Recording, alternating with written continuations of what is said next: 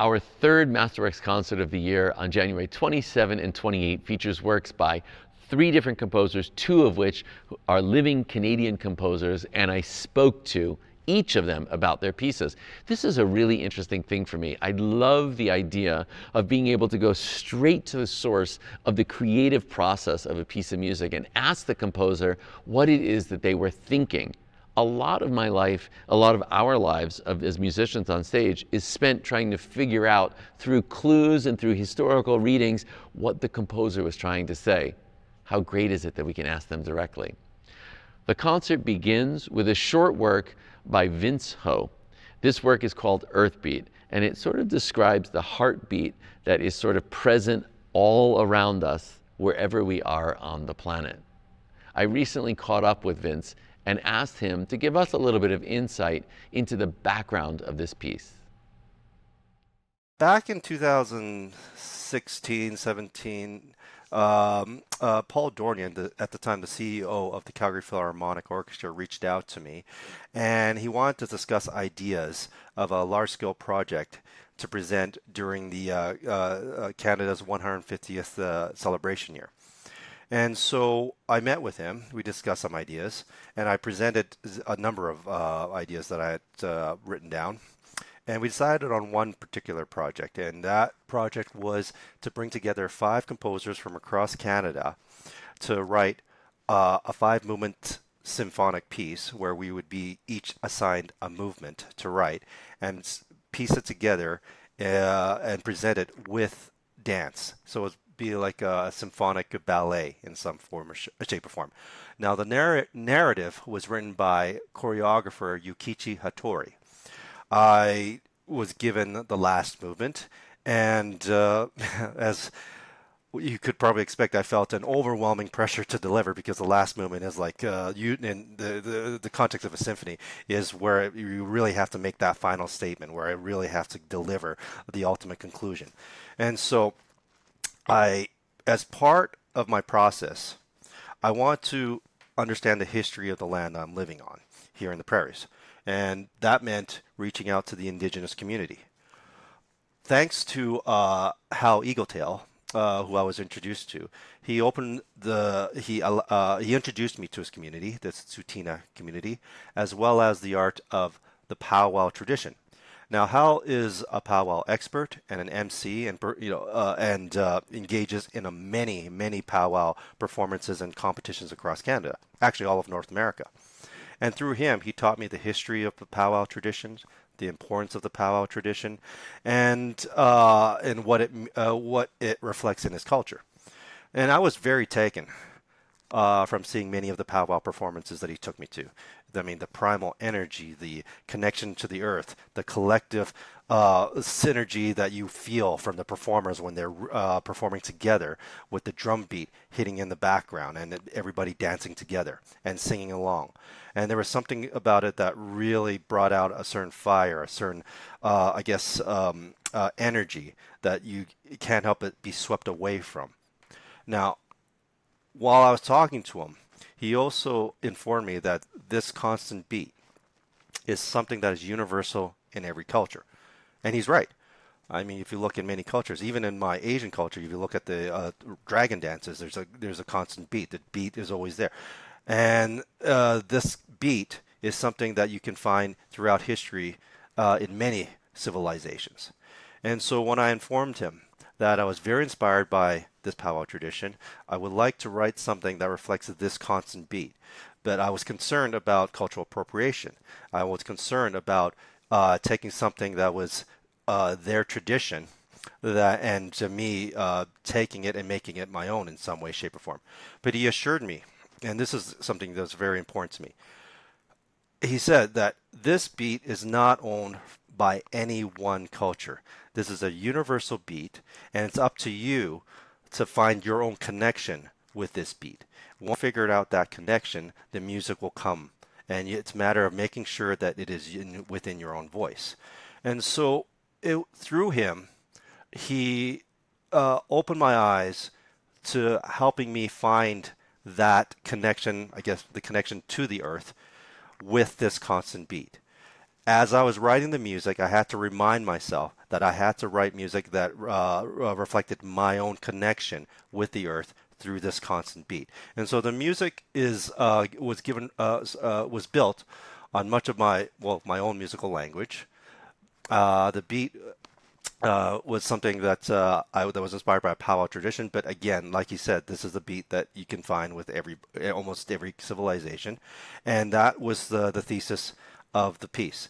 It's a matter of undergoing the journey of discovering who I am in musical form through this constant beat, while also expressing my own connection with the earth. And so this is how I was able to write the piece.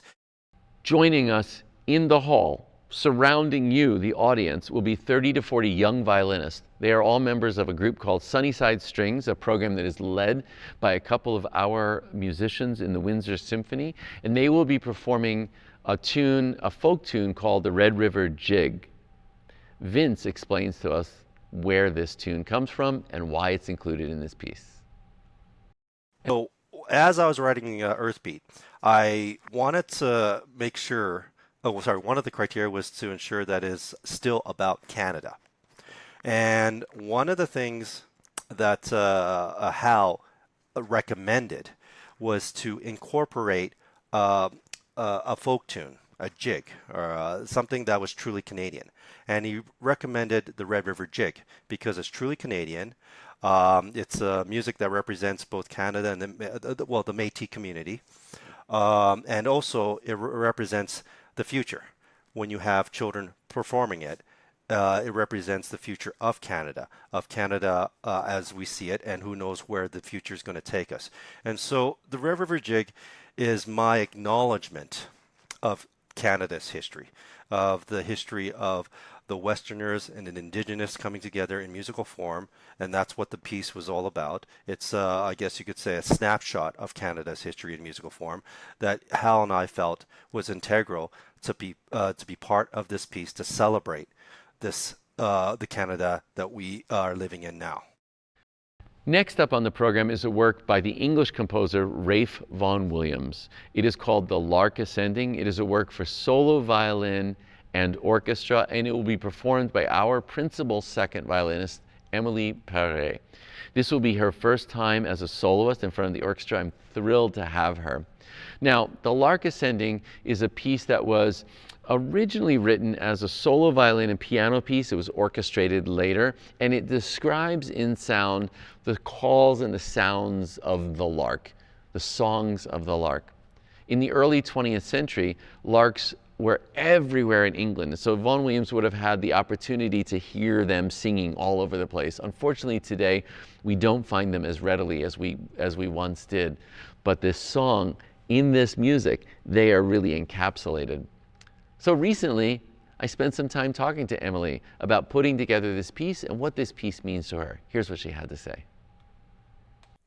Now, your role is going to change for the concert that is coming up in January, and that is you will step away from your chair as principal second and you will stand in the solo position and perform Ralph Vaughan Williams' The Lark Ascending. I don't mind telling you, this is, I think, one of the most beautiful pieces in all of the repertoire for solo violin. And one of the things that I love about the piece is that, in my mind at least, I sort of divide up music between poetry and prose. You have music that is very sort of dramatic and tells a story, and then sometimes you have music that is more poetic in nature. And this piece is most definitely, I think, poetic in nature. In fact, it's based on a poem about an ascending lark. So it seemed to me when I asked you to do this that you had the perfect personality and mix and sound to sort of put together the music and the poetry to create this piece. Tell me about your approach to this piece, or your sort of connection to this piece of music, and why you said yes. Okay. Well, and also first, thank you for all those kind words. I'm very touched to hear that, because I think it's a gorgeous piece of music as well. And I've read the poem. There's a bit of it that's quoted on the music, but actually it's a long poem, and it's almost like, I mean, it's not like Vaughan Williams took it line by line, but there are so many aspects of the poem that are included in the whole piece. So what's my approach to the piece? First, I went to listen to what larks sound like. Well, just because, okay, so like the piece is kind of like in two parts, and there's one part that is maybe, yeah, so a lot of the pieces with the orchestra where I'll have the chance to collaborate with my colleagues, which is my favorite thing, and all that. But there are bits of the piece that are just solo violin, right? Like complete alone, no orchestra. You guys will have to listen to me.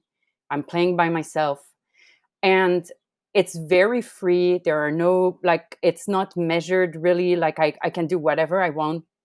And as I was approaching that, maybe that's the most challenging part, like, of deciding where this is going to go. And I mean, ultimately, I wanted to be like the bird, right? And like, you know, how like birds sometimes they just soar, they go like, it even sounds like the bird's disappearing, like you're watching that bird and at some point you don't see it anymore, and it's not really clear when that happens. Music just ends and it's like, but I realized that the bird call comes back all the time, the because that's what the lark does. And then I was like, okay, so those parts I can really take my time, because the birds actually don't go like, right, they kind of go just like mm, mm, right. And so anyway, so that's how I started. And then when I was asked to play this piece, I hesitated, just because of what you're saying, how my role was in the or my role is in the orchestra, and this is going to be kind of like a big gift, to be able to go, a terrifying gift that I'm really excited about, but to go there and take the responsibility and the spotlight for that piece. And when you asked me that, I actually reconnected with my teacher from university time, and we had not spoken for a while. Like, we kept in touch and stuff, and I just discussed that with her, and you know, I went back and played for her, and that was like an amazing time as well. So like, there are so many, like, this is going to be a full life changing experience type of thing. And we are super excited to share this life changing experience with you too, Emily. Now, last on the program is the Symphony Number 2, subtitled The Water Symphony by Robert Rival. He is the second of our two living composers on this program, and this is a musical depiction of experience that he and his wife had when they were traveling out west, and some of the sights and experiences that they had out on Vancouver Island. Here, Robert tells us a little bit about the genesis of this piece. Yeah, so I mean, the piece originated from a trip I took with my wife out to BC about 4 years before I actually composed the piece. And it began with a hike through the Moline Range near Jasper, which is a pretty remote trail, about 40 kilometers or so long.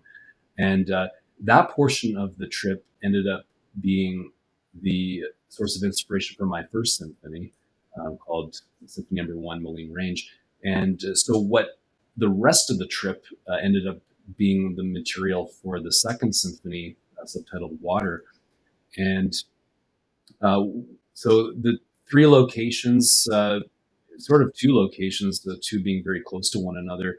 The first being Long Beach near Tofino on Vancouver Island in Pacific Rim National Park.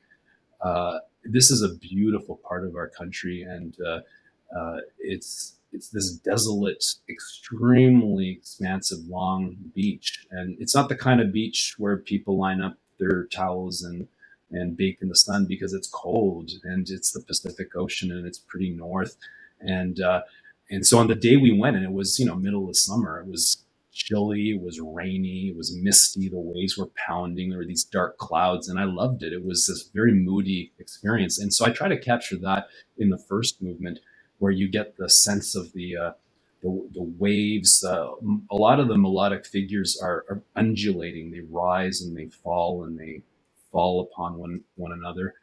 Um, and so that's the first movement, in essence. Then right beside the beach, and essentially on the beach, and part of the Pacific Rim National Park, are temperate rainforests. And some people think rainforests are only in near the equator. in the south where it's extremely warm and jungles, but there are temperate rainforests, and they are extremely wet environments with tall trees and ferns and mosses and just water dripping everywhere. And they built this beautiful trail with wooden platforms throughout that you can walk into this world. And what is absolutely astonishing about it is that you leave the beach where you're hearing the crashing waves, and it's very noisy because of all those waves. And you go into this rainforest right beside it, and suddenly the sound is muted. It's like going into one of those soundproof rooms, and suddenly you hear the dripping of the water hitting the massive ferns.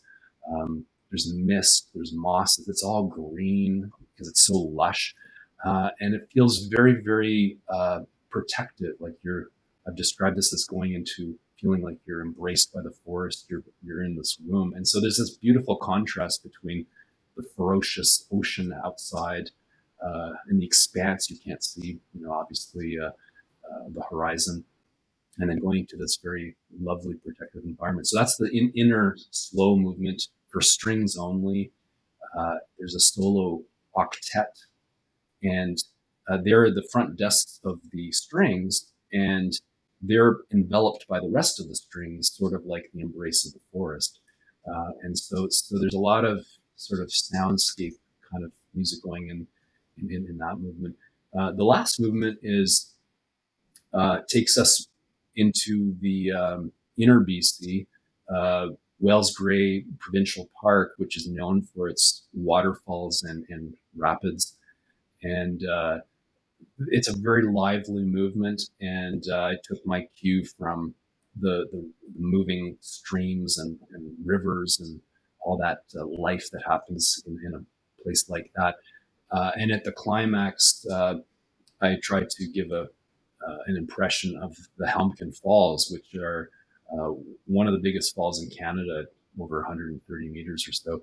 And these are thunderous falls. And so at the climax of the movement, I tried to create a bit of that impression.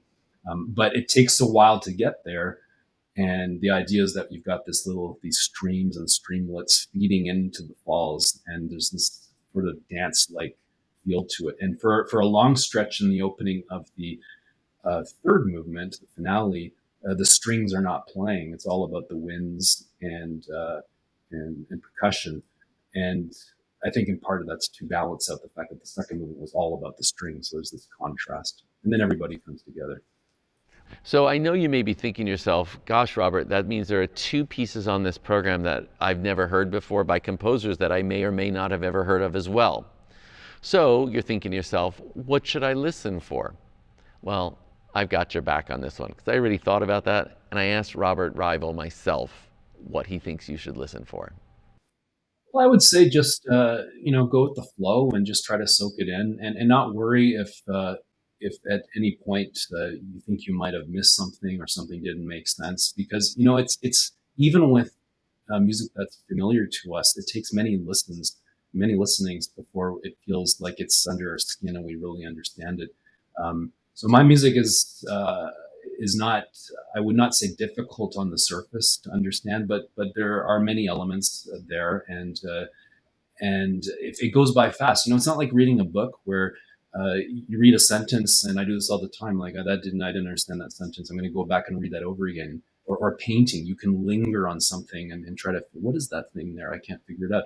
Music, unfortunately, or maybe that's just what its beauty is. It flows in time, and you can't stop it once it starts. And so you have to just let it go and focus on whatever is coming up next. And so I guess my advice would be just soak it in and try to retain as much as you can and live in the moment. And live in the moment we will. With these three pieces that all depict different aspects of the world around us, we will get to explore our world in a new way. Enjoy this performance of works by Vince Ho, Rafe Vaughan Williams, and Robert Rival.